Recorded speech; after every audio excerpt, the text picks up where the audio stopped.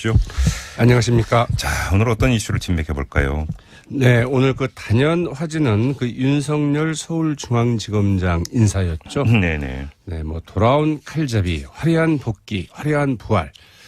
이 소식을 전하는 기사들의 그 제목이기도 한데요. 이 검찰에서 대표적으로 물을 먹던 그 인사의 그 화려한 복귀라는 점에서 이 같은 기사 제목 뭐 틀린 것은 아닌 것 같습니다. 이 대전 고검 평검사로 있었는데요. 이 고검의 그 평검사는 그 지검의 부장검사에 해당된다고 하죠. 예. 일약 그 서울중앙지검장으로 무려 그 2단계나 뛰어오른 그 파격 승진 인사이기도 했습니다. 화제의 그 뉴스가 되고 있는 그 윤석열 서울중앙지검장 파격 발탁 그 배경과 파장 짚어보도록 하겠습니다. 자, 어떤 점부터 한번 살펴볼까요? 네, 검찰 개혁과 검찰의 그 인적 쇄신을 위한 신의 한 수인가 이제 이런 평가가 가능할 것 같은데요. 네, 먼저 그 검찰 개혁의 그 상징적인 인물로 보자면 윤석열 그 지검장만한 인물이 없을 것 같습니다. 네, 박근혜 전 대통령 밑에서 이 박 전 대통령의 그 아킬레스건이었던 이제 그 국정원 대선 개입 여론조작 사건의 그 수사팀장이었고요. 이 정면 돌파를 시도를 했는데 이 원성은 전 국정원장이 이제 그 구속 수사를 그 주장하기도 했었죠. 그런데 결국은 이제 이 문제 때문에 이 최동욱 그 전 검찰총장 결국 그 낙마하고 말았고, 그러나 그 윤석열 당시 그 수사팀장은 그 끝까지 포기하지 않고 이제 그 보고도 하지 않고 서울지검장한테 이 영장을 끊어서 그 국정원 직원을 체포하고 또 압수수색을 했습니다. 네네. 결국 이 때문에 특별수사팀장에서 그 쫓겨났고 정직 1개월이라는 그 중징계까지 받기도 했었죠. 그런데 그 후에 이 국정감사 증인으로 출석을 해서 이 조영권 당시 그 서울중앙지검장의 그 외압이 있었다, 이렇게 아주 또 적나라하게 폭로를 했고, 이 외압의 실체에는 황교안 당시 법무장관도 포함된다, 이렇게 얘기까지 했습니다. 외압의 실체를 그 적나라하게 좀 폭로를 했는데요.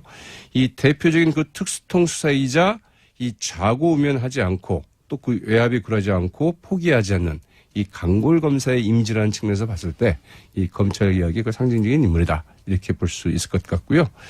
또 그 인적 쇄신의 그 적임자라는 측면에서도 역시 좀 주목이 됩니다.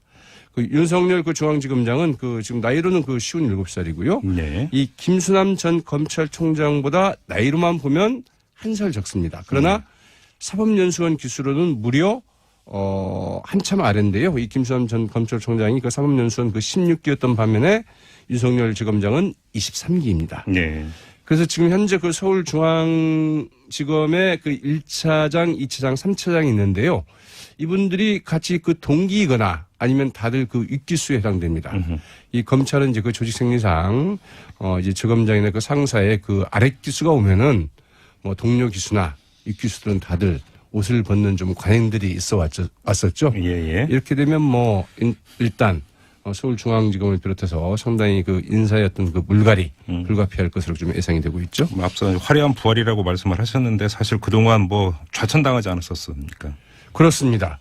이 국정원 수사 그 대충 덮고 넘어가려는 그 검찰 수뇌부의 반기를 이제 정면으로 들었죠. 그래서 거기에 맞섰던 그 강골 검사 윤석열 지검장이기도 한데요. 사실 이제 이 때문에 지난 3년 동안 온갖 수모와 굴욕 또 보복 인상을 좀 당해야 했습니다. 2014년 1월 그 여주지청장에서 대구고검 평검사로 말하자면 강등해서 좀 발령이 났는데요. 그때까지만 하더라도 윤석열 그 여주지청장, 뭐 대검찰청 중앙수사 1과장, 서울중앙지검 특수일부장, 아주 그 요직을 두루 거쳤던 잘 나가던 인물이기도 했었죠. 그랬는데 2016년 1월, 그러니까 지난해 1월에 다시 대전고검 평검사로 발령이 납니다.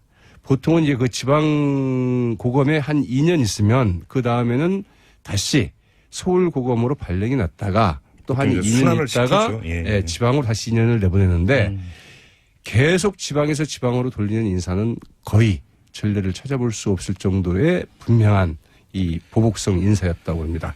이제 그만둬라, 이렇게 분명한 신호를 보냈는데 그만두지 않았다고 하죠. 그리고 이게 뭐 분명한 뭐 또 이 번복이 인사이기도 했죠. 이 청와대나 그 상부의 지시를 듣지 않으면 어떻게 되는가? 이걸 이제 검사들한테 보여주는 이런 그 본보기 인사가 됐는데, 윤석열 지검장 도대체 어떻게 버텼을까 싶은데 두 가지 키워드가 있습니다. 하나는 그 검찰의 주변 지인들에게는 이런 말을 했다고 하네요. 이 국정원 대선 개입 사건 재판이 끝날 때까지 결코 검찰을 떠날 생각이 없다. 자기가 이 사건에 대해서는 좀 끝을 봐야겠다. 이런 이야기를 했다고 그러고요. 2013년 10월 국정감사장에서는 이런 말도 했습니다. 검찰 조직을 대단히 사랑한다. 당시 그 윤석열 그 여주지청장 이제 그 외압 사실을 그 국정감사장에서 폭로를 했는데 새누리당 의원들이 당신 도대체 그 조직을 배신하는 것 아니냐? 최동욱 전 검찰총장에게만 충성하는 것 아니냐? 이제 이렇게 그 다그치자 무슨 소리냐? 나는 그 사람에게 충성하지 않는다. 그러면서 한 말이었다고 하죠. 아주 대표적인 어록이죠, 사실은 이 네, 말이. 맞습니다. 앞서 먼저 검찰개혁의 적임자고 인적쇄신의 적임자 이렇게 평가를 했는데 또 다른 점이 있다면 어떤 걸 짚어볼 수 있을까요? 네, 박영수 특검 시즌 2일 수 있다. 이런 점인데요. 네, 그 국정농단 사건 그 박영수 특검이 그 지난해 이 수사팀장으로 이제 그 전격 발탁하지 않았습니까? 그러면서 윤석열 그 지검장 이제 그 수사 일선으로 좀 복귀할 수 있었는데요. 오늘 그 중앙지검장 임명 소식도 그 서울 서초구 그 D타워 그 특검 사무실에서 이 박영수 특검과 함께 이제 들었다고 하죠. 그래서 같이 걸어 나온 모습들이 이제 기자들에게 카메라에 이제 포착되기도 했는데 문재인 대통령 오늘 그 청와대 그 춘추관에서 이제 그 김희수 헌법재판관을 헌재 소장으로 내정한 데 대해서 이 직접 브리핑을 했는데요.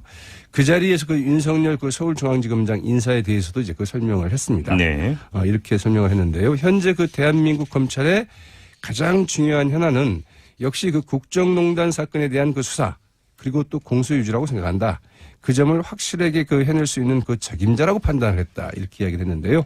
네, 공소유지는 물론이고 이 박영수 특검이 미처 못 다했던 수사 적극할 수 있게 됐다고 볼 수 있지 않을까 이런 생각을 좀 해보게 되죠. 아무튼 이 회심의 인사이냐 뭐 이런 평가가 이제 상당히 많은 것 같은데요. 모든 것은 이제 또 그 양면성이 있는 것 아니겠습니까? 함께 짚어볼 수 있는 점이 있다면 뭘까요? 그렇죠. 사실 이 권력의 눈치를 보지 않는 검찰, 이 현존하는 권력에는 항상 좀 불편할 수밖에 없는 존재이고 상당히 위협적인 존재가 될 수도 있습니다. 특별검사를 그 전격 임명한 미국 법무부 그 부장관이나 이 당선된 그 대통령과 그 캠프의 그 러시아 연루 의혹을 그 집요하게 추적하고 있는 미국 FBI가 그 단적인 사례라고 볼 수도 있겠는데요. 그런 점에서 사실 그 검찰 개혁을 제대로 추진한다. 현재 그 집권 세력으로서는 상당히 어려운 일일 수 있습니다. 그리고 또 검찰을 역시 이 도구로 쓰고 싶은 이런 정치인 유혹을 좀 과감하게 좀 떨쳐내야 하는 일이기도 하고요.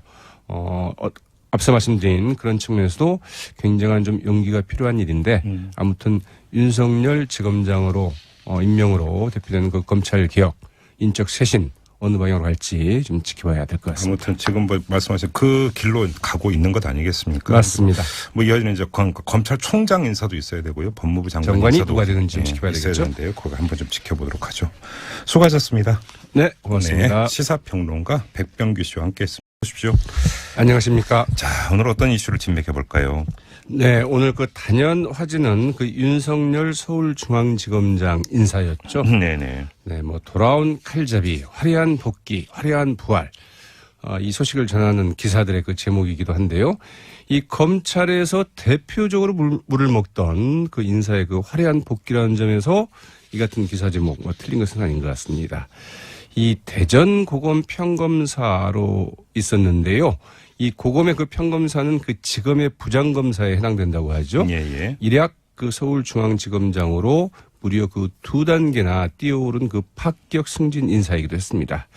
화제의 그 뉴스가 되고 있는 그 윤석열 서울중앙지검장 파격 발탁 그 배경과 파장 짚어보도록 하겠습니다. 자, 어떤 점부터 한번 살펴볼까요? 네, 검찰 개혁과 검찰의 그 인적 쇄신을 위한 신의 한 수인가? 이제 이런 평가가 가능할 것 같은데요. 네, 먼저 그 검찰 개혁의 그 상징적인 인물로 보자면 윤석열 그 지검장한 만한 인물이 없을 것 같습니다. 네, 박근혜 전 대통령 밑에서 이 박 전 대통령의 그 아킬레스건이었던 이제 그 국정원 대선 개입 여론조작 사건의 그 수사팀장이었고요. 이 정면 돌파를 시도를 했는데 이 원성은 전 국정원장이 이제 그 구속 수사를 주장하기도 했었죠. 그런데 결국은 이제 이 문제 때문에 먼저 검찰 개혁의 적임자고 인적 쇄신의 적임자 이렇게 평가를 했는데 또 다른 점이 있다면 어떤 걸 짚어볼 수 있을까요? 네, 박영수 특검 시즌 2일 수 있다 이런 점인데요. 네, 그 국정농단 사건 그 박영수 특검이 그 지난해 이 수사팀장으로 이제 그 전격 발탁하지 않았습니까? 그러면서 윤석열 그 지검장 이제 그 수사 일선으로 좀 복귀할 수 있었는데요. 오늘 그 중앙지검장 임명 소식도 그 서울 서초구 그 D타워 그 특검 사무실에서 이 박영수 특검과 함께 이제 들었다고 하죠. 그래서 같이 걸어 나온 모습들이 이제 기자들에게 카메라에 이제 포착되기도 했는데 문재인 대통령 오늘 그 청와대 그 춘추관에서 이제 그 김희수 헌법재판관을 헌재 소장으로 내정한 데 대해서 이 직접 브리핑을 했는데요. 그 자리에서 그 윤석열 그 서울중앙지검장 인사에 대해서도 이제 그 설명을 했습니다. 네. 이렇게 설명을 했는데요. 현재 그 대한민국 검찰의 가장 중요한 현안은 역시 그 국정농단 사건에 대한 그 수사 그리고 또 공소유지라고 생각한다. 그 점을 확실하게 그 해낼 수 있는 그 책임자라고 판단을 했다. 이렇게 이야기를 했는데요. 네, 공소유지는 물론이고 이 박영수 특검이 미처 못다했던 수사 적극할 수 있게 됐다고 볼 수 있지 않을까 이런 생각을 좀 해보게 되죠. 아무튼 이 회심의 인상이냐 뭐 이런 평가가 이제 상당히 많은 것 같은데요. 모든 것은 이제 또 그 양면성이 있는 것 아니겠습니까? 함께 짚어볼 수 있는 점이 있다면 뭘까요? 지검의 그 1차장, 2차장, 3차장이 있는데요. 이분들이 같이 그 동기이거나 아니면 다들 그 윗기수에 해당됩니다. 이 검찰은 이제 그 조직생리상 이제 지검장이나 그 상사의 그 아랫기수가 오면은 뭐 동료 기수나 윗기수들은 다들 옷을 벗는 좀 관행들이 있어 왔었죠. 예. 이렇게 되면 뭐 일단 서울중앙지검을 비롯해서 상당히 그 인사의 어떤 그 물갈이 불가피할 것으로 좀 예상이 되고 있죠. 앞서 화려한 부활이라고 말씀을 하셨는데 사실 그동안 뭐 좌천당하지 않았었습니까? 그렇습니다. 이 국정원 수사 그 대충 덮고 넘어가려는 그 검찰 수뇌부의 반기를 이제 정면으로 들었죠. 그래서 거기에 맞섰던 그 강골 검사 윤석열 지검장이기도 한데요. 사실 이제 이 때문에 지난 3년 동안 온갖 수모와 굴욕 또 보복 인상을 좀 당해야 했습니다. 2014년 1월 그 여주지청장에서 대구고검 평검사로 말하자면 강등해서 좀 발령이 났는데요. 그때까지만 하더라도 윤석열 그 여주지청장, 뭐 대검찰청 중앙수사 1과장, 서울중앙지검 특수일부장 아주 그 요직을 두루 거쳤던 잘 나가던 인물이기도 했었죠. 그랬는데 2016년 1월, 그러니까 지난해 1월에 다시 대전고검 평검사로 발령이 납니다. 보통은 이제 그 지방고검의 이 최동욱 그 전 검찰총장 결국 그 낙마하고 말았고, 그러나 그 윤석열 당시 그 수사팀장은 그 끝까지 포기하지 않고 이제 그 보고도 하지 않고 서울지검장한테 이 영장을 끊어서 그 국정원 직원을 체포하고 또 압수수색을 했습니다. 네네. 결국 이 때문에 특별수사팀장에서 그 쫓겨났고 정직 1개월이라는 그 중징계까지 받기도 했었죠. 그런데 그 후에 이 국정감사 증인으로 출석을 해서 이 조영권 당시 그 서울중앙지검장의 그 외압이 있었다. 이렇게 아주 또 적나라하게 폭로를 했고 이 외압의 실체에는 황교안 당시 법무장관도 포함된다. 이렇게 얘기까지 했습니다. 외압의 실체를 그 적나라하게 좀 폭로를 했는데요. 이 대표적인 그 특수통 수사이자 이 좌고우면하지 않고 또 그 외압에 굴하지 않고 포기하지 않는 이 강골 검사의 이미지라는 측면에서 봤을 때 이 검찰 개혁의 그 상징적인 인물이다. 이렇게 볼 수 있을 것 같고요. 또 그 인적 쇄신의 그 적임자라는 측면에서도 역시 좀 주목이 됩니다. 그 윤석열 그 중앙지검장은 그 지금 나이로는 그 57살이고요. 네. 이 김수남 전 검찰총장보다 나이로만 보면 한 살 적습니다. 그러나 사법연수원 기수로는 무려 한참 아래인데요. 이 김수남 전 검찰총장이 그 사법연수원 그 16기였던 반면에 윤석열 지검장은 23기입니다. 네. 그래서 지금 현재 그 서울중앙 한 2년 있으면 그 다음에는 다시 서울고검으로 발령이 났다가 또 한 2년 있다가 예, 지방으로 다시 2년을 내보내는데 계속 지방에서 지방으로 돌리는 인사는 거의 전례를 찾아볼 수 없을 정도의 분명한 이 보복성 인사였다고 합니다. 이제 그만둬라 이렇게 분명한 신호를 보냈는데 그만두지 않았다고 하죠. 그리고 이게 뭐 분명한 뭐 또 이 번복이 인사이기도 했죠.